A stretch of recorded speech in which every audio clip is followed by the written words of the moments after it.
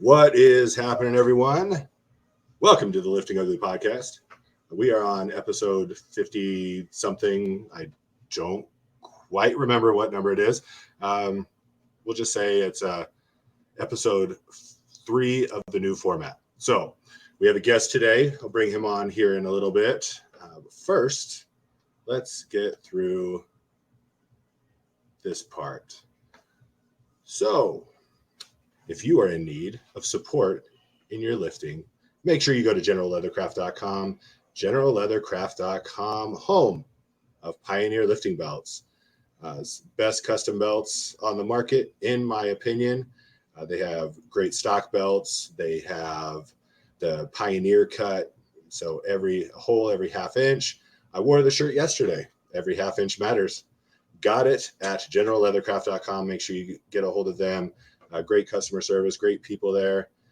Takes a few minutes to get your belt shipped to you, but it is worth the wait. Also, for all your other powerlifting, lifting in general needs, not just powerlifting, any lifting needs, make sure you go to maxbarbell.com. Check them out. I've gotten a couple pairs of Sabo. I have a Sabo deadlift shoe and Sabo squat shoes that I've got from there. Love the shoes. Fast shipping, great turnaround. Great customer service there as well. The owners at both companies are amazing. And just so you all know, I am coming to you from Industry Strength Gym in Grand Junction, Colorado. If you are ever through the area, please get a hold of me on any of the social media platforms. Let me know that you want to come check it out and see what it's all about, and I will help you get in for a quick lift. Visit everything with the show, myself in the show, at lifting_ugly on Instagram, or search lifting ugly anywhere else. We have a Facebook page, Instagram, a TikTok, which I hate saying, but it's there, and I try and keep up on it just because it's the thing that the young kids do these days. So make sure you check those out. Like I said, if you ever need to get a hold of me for anything, do it through those avenues. All stuff Lifting Ugly is at liftingugly.com. It's that simple. Name of the show. Go to the website.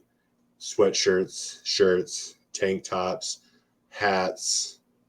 What else? Oh, yeah, I got shorts on there. Women's and men's shorts. I guess technically it's women. They're all unisex shorts.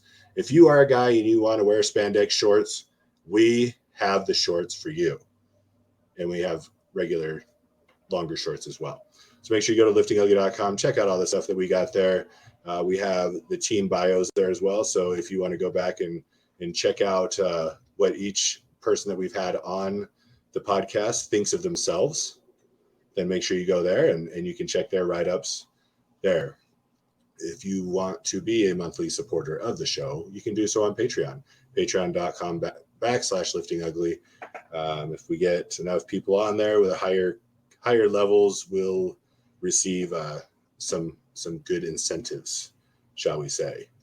So again, patreon.com/liftingugly. When we come back from the intro, we will have our very special guest. And if you follow us on the Instagram page, you'll already know who it is, but we'll get to know him better after this.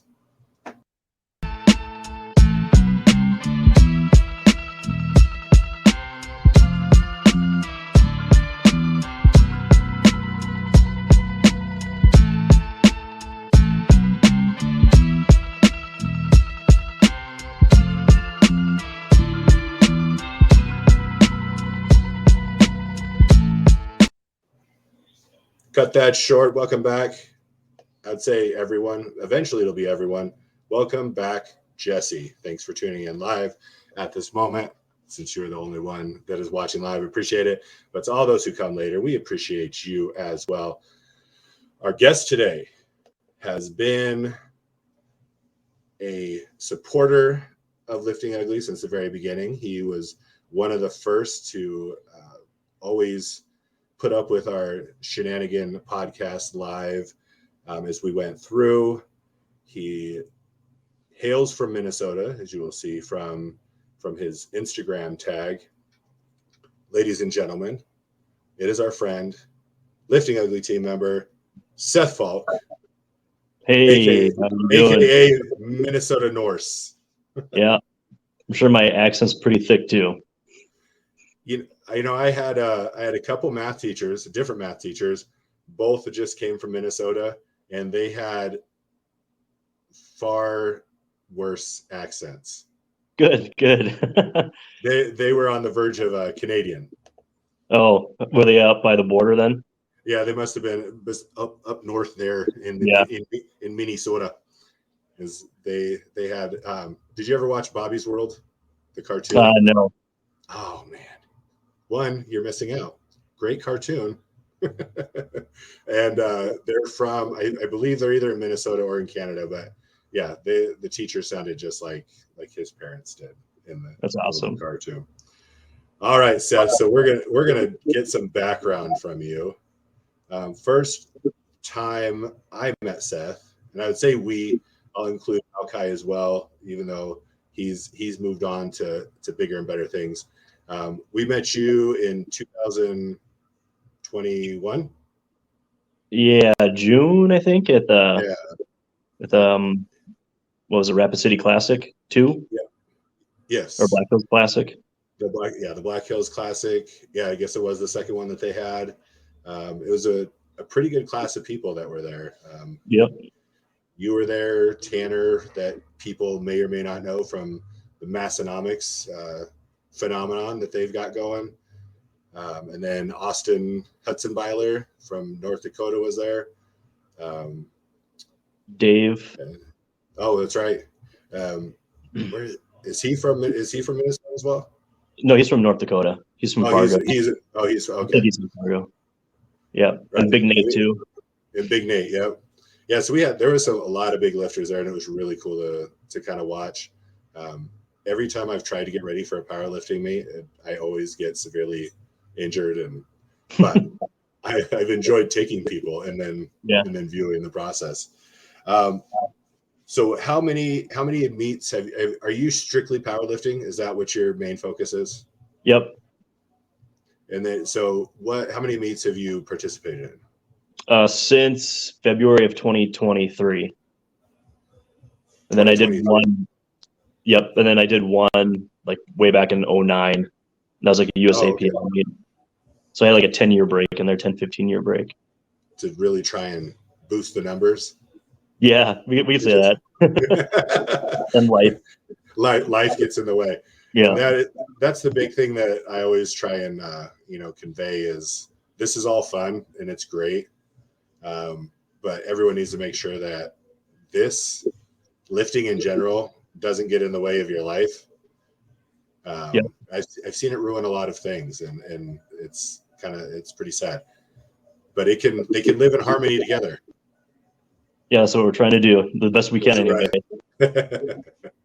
All right, so I know we've talked about it before, and it's in your bio, but for anyone else, what is it that because you're not a professional powerlifter that makes money collecting prizes and sponsorships? Is that I'm assuming? Right. No, you're right. Yep. So what is your job for those that don't know?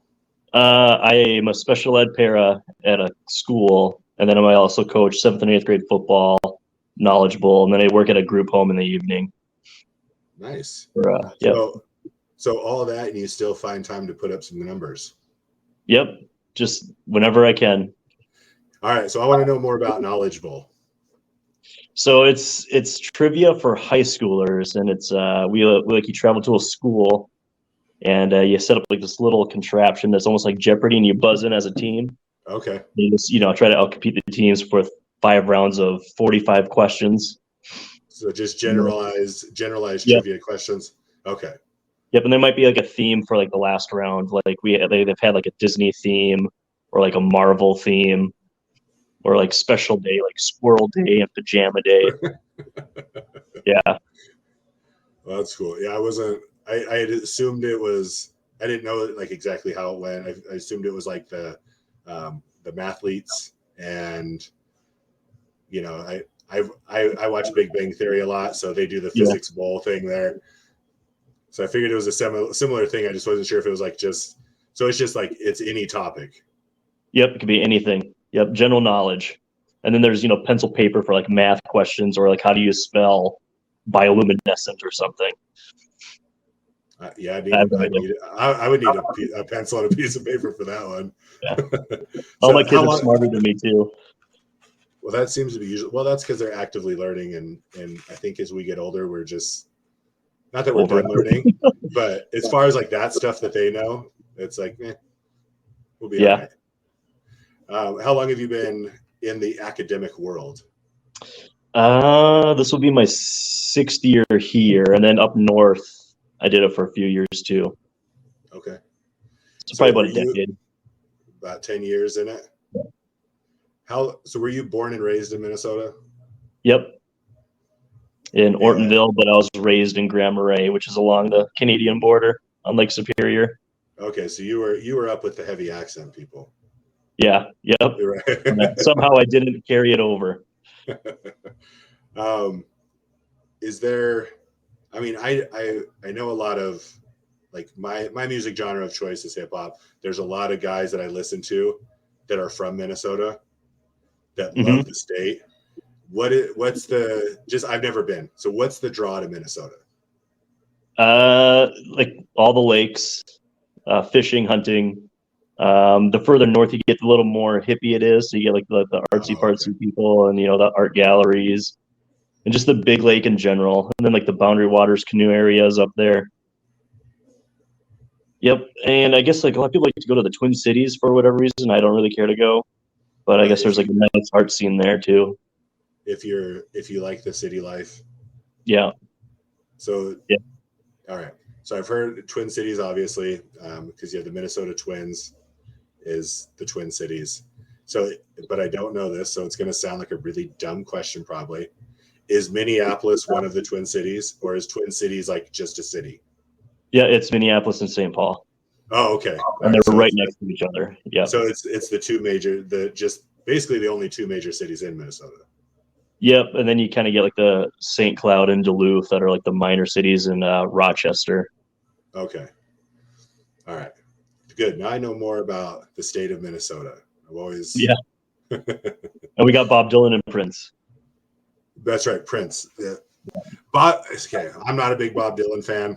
I'm not either, so you're good. I think his singing is super. I mean, he's maybe a great songwriter. His singing is whiny, and I have a hard time. I agree.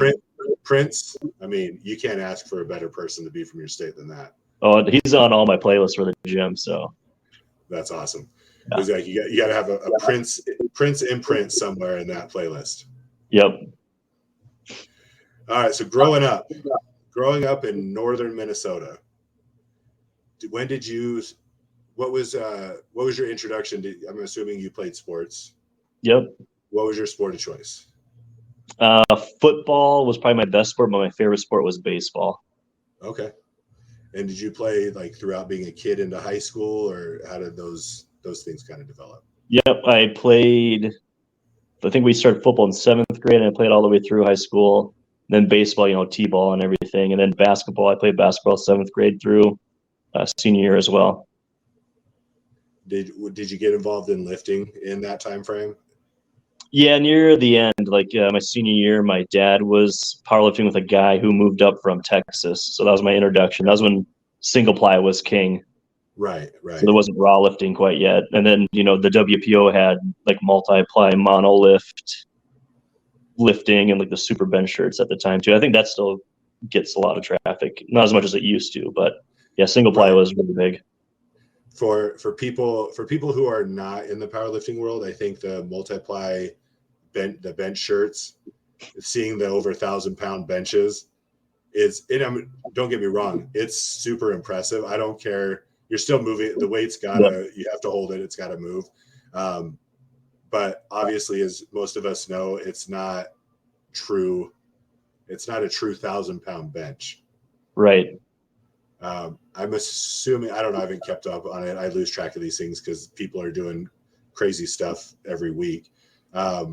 Is Julius Maddox still the raw bench record? Yeah, I think there's another dude from like Ukraine or Russia who also put up like 800 raw. But he didn't do the competition. He just kind of did it for like Instagram. Yeah. Okay. Which is incredible. I mean, that's Still insane. amazing. Yeah. I mean, I'm not even close. Well, I can't squat anything right now because I have so many issues. But even at my best, I was, almost 200 pounds off of that as Yeah. a squat, let alone as a bench. It's crazy. I wish he would do like a full meet to see what he could put up. Like for his squat numbers and his Yeah. deadlift. Yeah. Like he has to have huge numbers if he trained him, if he's benching 800 pounds. I mean, yeah, because his legs have got to be legs. I Yeah. mean, his back is huge, obviously, which Yep. helps support his bench as well. I mean, yeah, and he's a massive man. His legs have got to be giant, so it's just about pushing that weight. Yeah, it would be cool to see him do something other than just a bench only, but I guess that's obviously his specialty. Right. So Pops was involved with powerlifting and just kind of caught your interest. Yep. I see him like lifting in the gym, and it's not like the other bro high schoolers, just doing biceps and Right. triceps. Like he's in the corner squatting and grunting and throwing chalk around. Like, yeah, that looks funner than just doing the bench a day and then hitting the upper body every day. And so, did you go to him to start it, or how did you start? Yeah, so I went to a couple meets to help him out, and then to just watch him, and then the other guy he was training with. Then I slowly worked in it. He didn't like push it on me or anything, but yeah. So then I asked him like, hey, and I'd like to do this. Can you help me? And my dad was like, oh yeah, for sure. So yeah, we started training. So you've been doing it pretty much nonstop since then. Yep, senior year through now. At least the training part. Yep. Obviously, there's hiatuses in there for as far as doing meets, but I mean, to be a power lifter, I don't think you have to do meets. You just train a certain way. Right. Do the power lifts and then kind of program all them. your accessory movements. Yeah. So do you remember your numbers from your first meet? Yeah, I think it was a 485 squat and deadlift, and then like a 225 bench or something like that. Squat and deadlift aren't bad. How old were you when you first? I think I just turned 20. Okay, so you'd only been training for a year and a half or 2 years or something like that. So I mean, that's decent numbers for a 20-year-old. Yeah, just the bench has always been kind of lagging, but squat and deadlift for sure. That seems to be kind of a normal thing for most powerlifters. Yeah. If they have really high squats, high deadlifts, the bench is usually a little bit less. Yep. And if they have a high bench, then sometimes the squats and deadlifts aren't maybe as peak as some of their peers. Right. Unless you're gifted like Zen Hack or something. Right. Well, gosh, don't even start me with that guy. Like he pisses. Like, I mean, the guy's great, but his freakishness is so aggravating to watch because you watch the guy who's 220 pounds, squat 8 something, deadlift 8 something, benching 400 and some pounds, and then the next. Go ahead. I think his last meet he squatted like 770, benched almost 6, and then pulled 903 at like 220. Yeah, maybe 198 even. And then he goes rock climbing the next day. Yeah. Yeah, it's not fair. The things that I wish my numbers could be just like a percentage of what his would be, what his are, and it'd be great.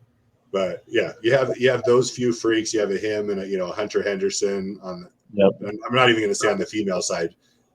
On the male, like you put her on the male side, and she still is a freak of nature. Oh yeah, she'll still like make at least national level for whatever weight class she's in. So what have your last numbers been? Not even just your last meet, but what was the last meet you competed in? Let's go there. It was in Mankato. I can't remember what it was, the name of it, but I was dealing with an injury, so my numbers weren't like super great, but still put up it was like a 685 squat and a 330 bench and a 600 deadlift. It's not shabby. not too bad. Yeah. So Yeah. when you're healthy, what numbers are you looking at right now? Mid sevens for a squat, mid threes, hopefully maybe touch that 400 number for bench, then probably like a 635, maybe a 650 deadlift. And you're a conventional puller, right? Yep. Okay. Yep. I used to do sumo when I was younger, but I couldn't be the cheater anymore. Right. And I had I don't know if you saw last week, I had Jesse on. He's from over here in Denver. We'll send each other a lot of just bashing sumo lifters. Yeah. Memes. And he pulls sumo. So it's just for, I think, I don't know if it's a current injury that he's had that he's adjusting from, or just the way, you get older and you have to compensate for not being able to move. So he's gone to sumo, but he knows, he's aware. So I mean, if I could pull sumo, I would, but just can't do it. And actually, I think it was John Hack. Someone asked him why he doesn't low bar squat. And he said, for the same reason I don't wide grip bench or sumo deadlifts. That's awesome. So I thought that was pretty good. So when do you plan on competing next? Do you have another meet in mind? Yeah, I'm gonna see how this year finishes out, and then probably late 2023 or early 2024. Okay. Do you have? Well, yes. We'll start with. I'm sure you've heard of all the the craziness with the powerlifting federation. Yep. Are you going to still do a USPA, or are you looking at something else? I'll probably just see what Minnesota probably has the most of. Okay. And then I can just go from there. I probably saw not USPL though. Right. I saw recently Al that does the squat to depth. Yep. That did the Black Hills Classic. He's going with the WRPF now. Yeah, I just saw that too. And we have actually here in Colorado, we've had a decent influx of WRPF meets. There was one a couple years ago, and I think there was 2 last year, and I think there's 3 or 4 this year. And then the guy that's in charge of the Special Olympics here in Colorado, he went from the WRPF to the USPF and got me involved with them. And so he has a collegiate high school event that he's doing, and then an open the next day. And then we're actually going to host one here at my gym here in Grand Junction in the summer. So we're excited about that. Yeah, that's pretty cool. But there's a couple USAPLs that show up in Colorado. I haven't seen a USPA meet in this state. Maybe I just haven't paid attention. It seems like whoever the promoter was kind of dropped the ball altogether. For there being decent lifters in this state, it seems difficult to find places to compete. Right. Yeah, you guys have Bryce Lewis over there too, don't you? And Mike Teixeira over on gosh, I can't remember what their gym's called. But I think they're USAPL lifters though. Oh, okay. And I always get these mixed up. The USAPLs that all tested. Yep. They were part of the IPF a couple years ago until they dropped off. Yeah. I have a kid here at the gym he was doing USAPL. But obviously since it's closer, I think he'll get a USPF membership and go ahead and do our event here and just kind of change things up a little bit. But it's nice to see everything expanding and not be so almost narrow. Right. Where it felt like if you didn't compete in the USPA, you weren't competing against like top level people. Right. Like, oh, you got a record? Yeah, but for what federation, bro? Right. It's like if you're a personal trainer and other personal trainers, if you don't have like a NASM certification, you're like, it doesn't matter. The numbers are the numbers. Right. The work is the work. You're not going to squat more in any other federation than you are in any other one. So. Yep. And you still have 3 judges for every lift. Right. The rules for the lifts are almost the same in everyone. Yep. I did notice because I did get my officiating certification for the USPF. Um, they do, and I don't know if the other ones do because I haven't gone through their rule books. Because why go through the rule books if I don't need to know every little thing about it? But Right. you have to have a finger in contact with the knurling brake, or else on a bench, or else it's too wide. Yeah, I think that's pretty clear throughout. I think even the USAPL now is changing it they're like going to measure, They have the so you don't have like the super arches oh anymore. right so they're doing an arch measure. Yeah, I think they're going to try to anyways. I did like the small adjustment they made with the elbows, that the elbows had to break the plane. Oh, that's probably what it was. Yeah. Yeah. I think that was a nice simple addition. Yep. To kind of even the playing field. So that way you don't get, I mean, some of these people, and I've seen a couple guys, and it's weirdly impressive when they can arch that much. But when they have that super arch and then they go all the way to the clips with their grip, Yeah. and it's 2-inch movement, and then they're jumping and cheering. I'm like, what'd you do? All you did was unrack it, basically. And it barely touches their shirt or singlet too. And then they stop. Yep. So it's nice to have, like, again, it's nice to have more federations getting more involved in the sport. I'll call it a sport. Again, that's a debate, I think. Yeah, I agree. I don't, and I think I'm going to have a bodybuilder on next week as a guest. But I'll still say it to her too. I don't think bodybuilding is a sport; it's a pageant. Yeah. Powerlifting is on the cusp, I think. Yeah, I guess growing up, I always thought of a sport as like with a ball or a puck or something, with a team. Right. When I imagine is something that requires some sort of athleticism. Yeah. And not that, well, you don't. I mean, I've seen some not real athletic people able to powerlift because it's just very strict movements. Right. But it is scored more as a sport than obviously like a bodybuilding show. Right. So in that aspect, it is sportish because it's of the way that you succeed or fail. And then of course, then you have like the strongman competitors, and I don't think anyone would argue that that's not a sport. Yeah, or CrossFit. Yeah, unfortunately. Yeah. Somebody's got to do that. Oh, speaking of, we covered most of the other things. So have you watched the show Physical 100? Yeah, I started it a couple of weeks ago. It was pretty entertaining for the dubbing that they have. So anyone who hasn't seen it, I suggest you watch it. We watched all the episodes already, and I was super entertained by it.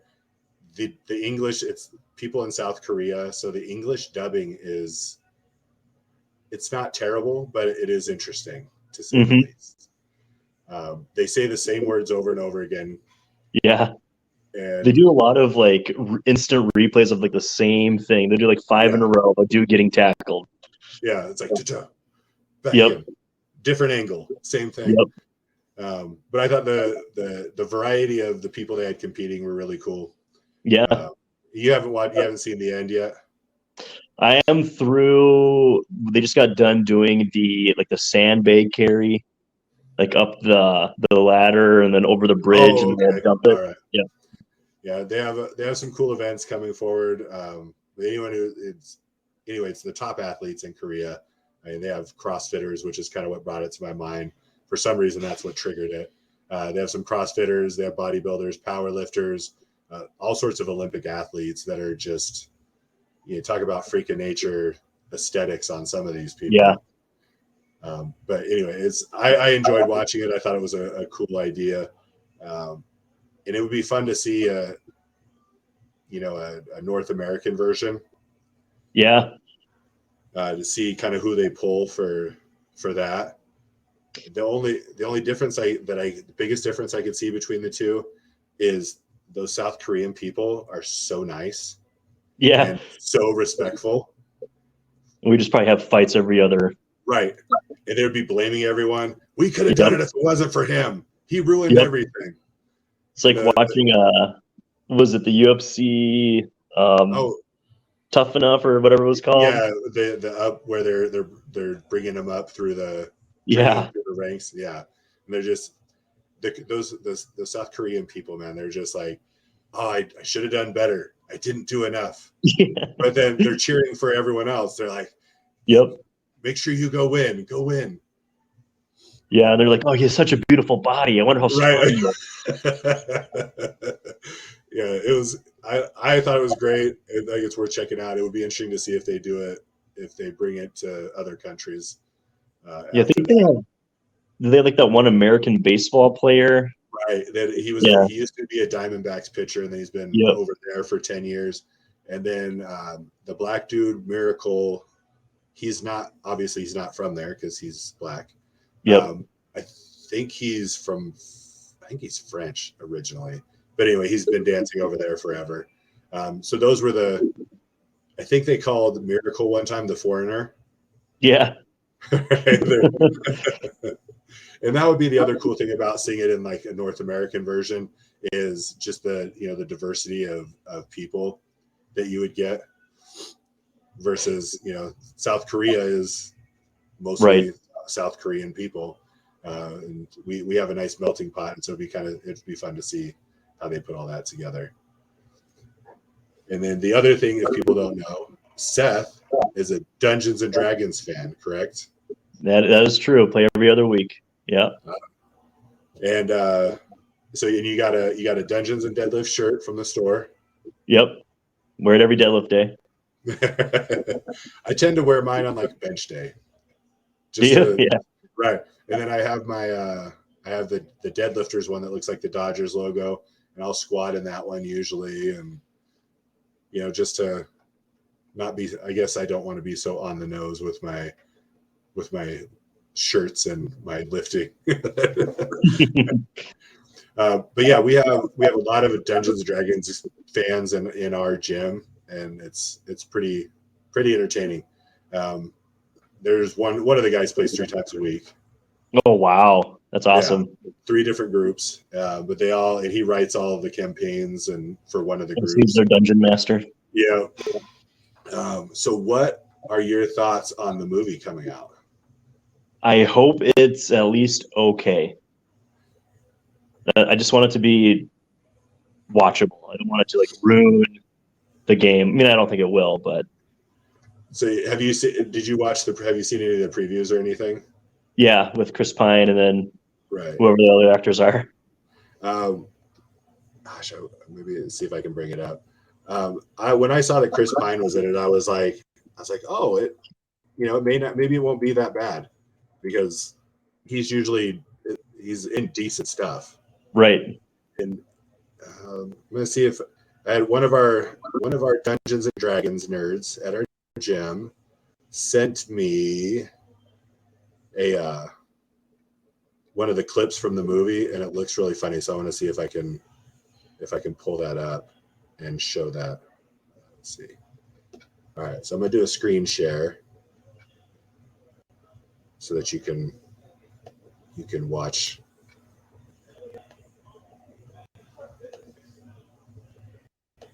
All right. So can you see it? Yep. Okay. At which point he will die again, never to be revived. Were you killed in the Battle of the Evermores? Yes. 4 more questions, right? No, that wasn't for you. Did that count as a question? Yes. Damn it. Only answer when I talk to you, okay? Yes. Why did you say okay at the end of that? I didn't. Fantastic. Where's the shovel? So if it's anything in the realm of kind of what that clip is, I think it'll be fairly entertaining. Yeah. I enjoy Chris Pine, so it should be all right. So I was just curious because I know there's sometimes when they do these things, and they make movies out of games that people are really into, or video games that people are really into, that it's not really popular sentiment in the community because they don't want it to be ruined. But I think from what I've heard, again, I've never played. I think it's very interesting. I don't have the patience, I don't think, to be able to do it. Yeah. But the one thing that I think I've learned from listening to people talk about it is it would be really hard to go wrong because there's such a variety that you can do with it. Yeah, if you have like a good like game designer, dungeon master, and lets the group do whatever, like it's literally like a whole new world that you're just playing for like 3 hours. You just do, I want to go, to the cave instead of what you have written. It's like, oh yeah, fine, you can go to the cave, go get the dragon. You might die, but right. So if you die, are you just done? It depends what the dungeon master wants to do. Like sometimes if you die, you just got to make a new character that will be like brought to the party, or like the party members could try to figure out a way to revive you. Okay. But yeah. I was just curious because most of these things go on for these campaigns go on for a long time, right? Yeah, for years. Yep. So it's like if you die within the first few sessions, I mean, it would kind of suck. Then you're just like, right. Well, I'm done till this one's over. Yeah, usually you just make like a new character, or they'll revive you somehow. But I've read about a group that if your character dies, they'll have like a funeral and like burn your character sheet. That's put all the work in next level. Yeah. So do you write your own? Right, just shoot the arrow out the seat. Yep. Do you write your own character profile? Yep. There's like books that you can that help you like guide for like weapons. Like a axe will do like 2d8, which is dice damage plus whatever modifier it has. So you have like strength, dexterity, charisma, intelligence, wisdom, and constitution, and you roll to see how much of that you have. So if you're a strength character like a barbarian, you would get like your weapon damage plus +4 because your strength is 18, so you get a +4 modifier added on to that.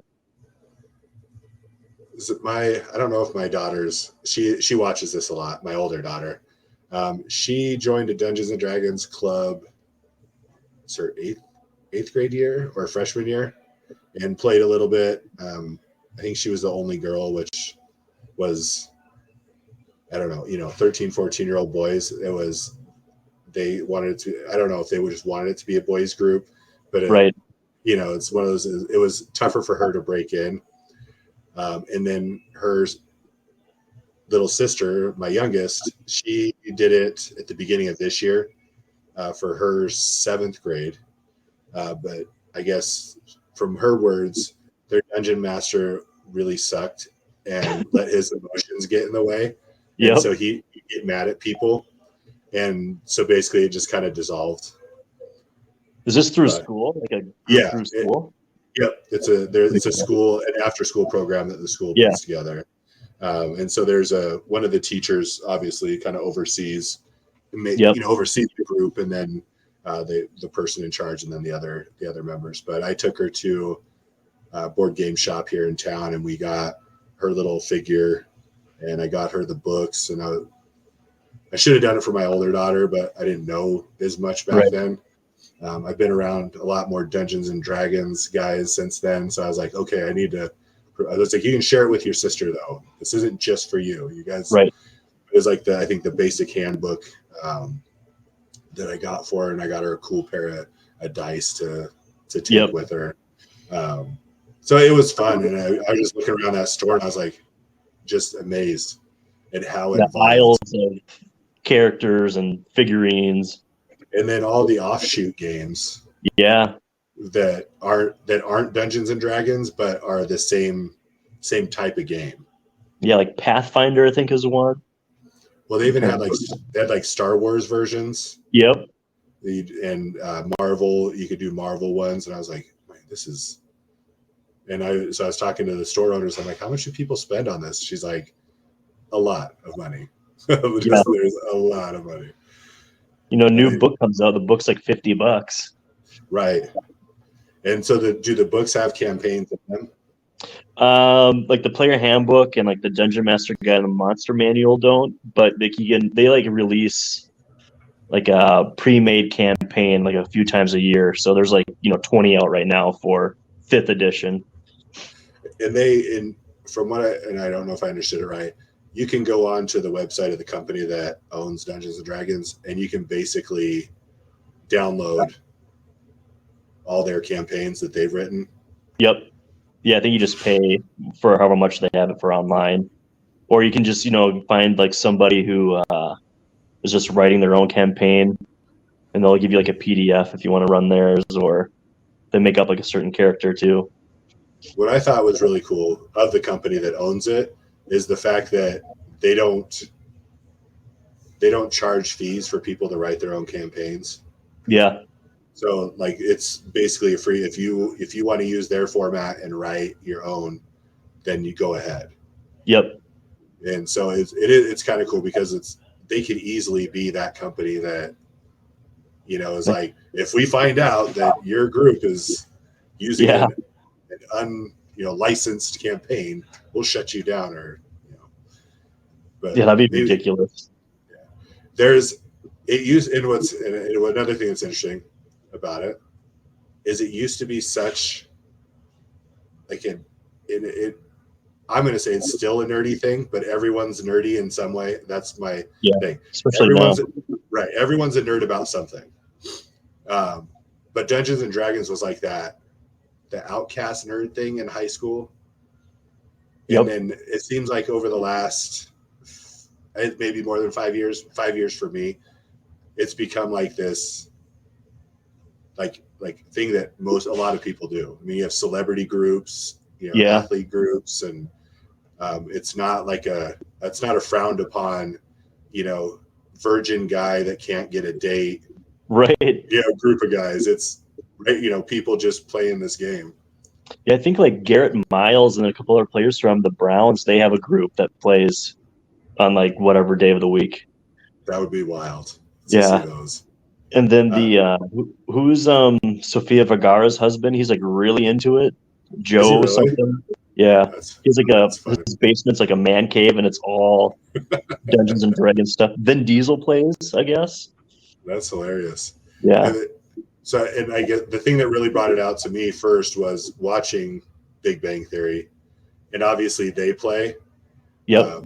But then later on, when they go to Will Wheaton's house, he's got a group, and I think like Kareem's there, and not that it's like a real group that plays, right. But it just shows the fact that there's a large group of celebrities and people that play this game that is always thought to have been such a goofy thing to do. Right. Well, I think I saw it explode when Stranger Things first came out, and everybody's watching Stranger Things. Yeah.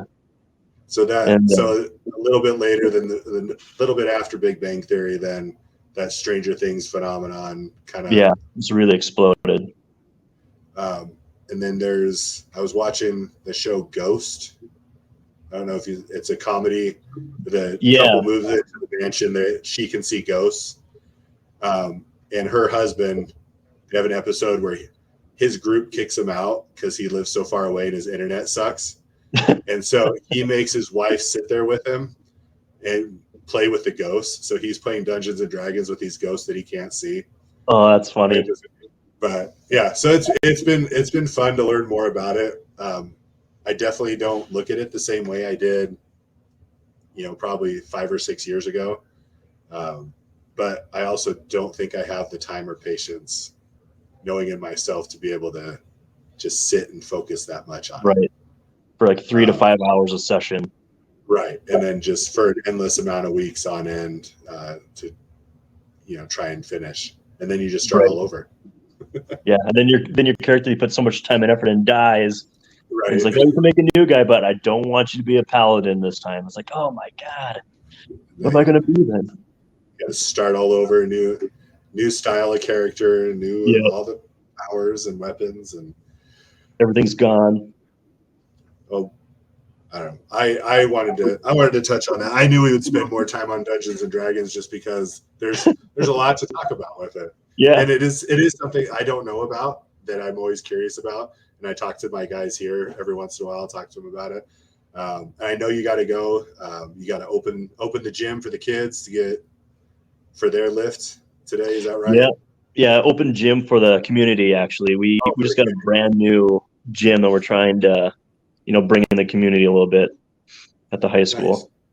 So open that up for public use. How long does that stay open for them?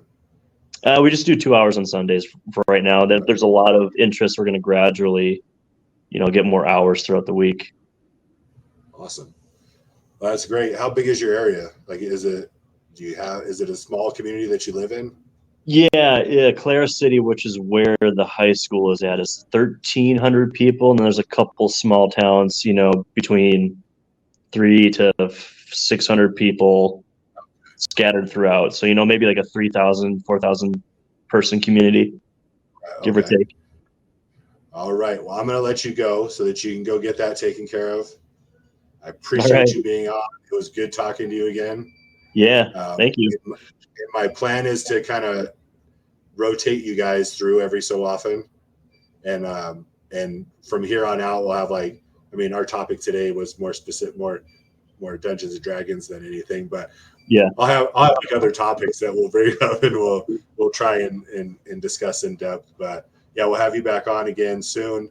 But go take care of that community. Make sure they get lifting, and we'll talk to you soon, buddy. Thank you. Yeah. Thank you for having me. All right. Have a good one. Yeah. See ya. All right, everyone. Thanks for joining us on today's podcast. I want to thank again Seth for joining us. It was a lot of fun having him on, going over the things we went over. Make sure you check him out if you're not watching, I'll tell you, his handle for Instagram is at Minnesota_Norse. Make sure you check him out there. Follow him. He has all his lifts and stuff like that. Really, really cool guy, really fun guy to be around. So make sure you check him out. Thank you for joining us today. We will be back next week. I believe, like I was telling him, that I have a bodybuilder on deck that she said she would join. I just need to get the confirmation and get all that lined up. So we'll go down that rabbit hole next week. All right, ladies and gentlemen, thank you. We're out of here.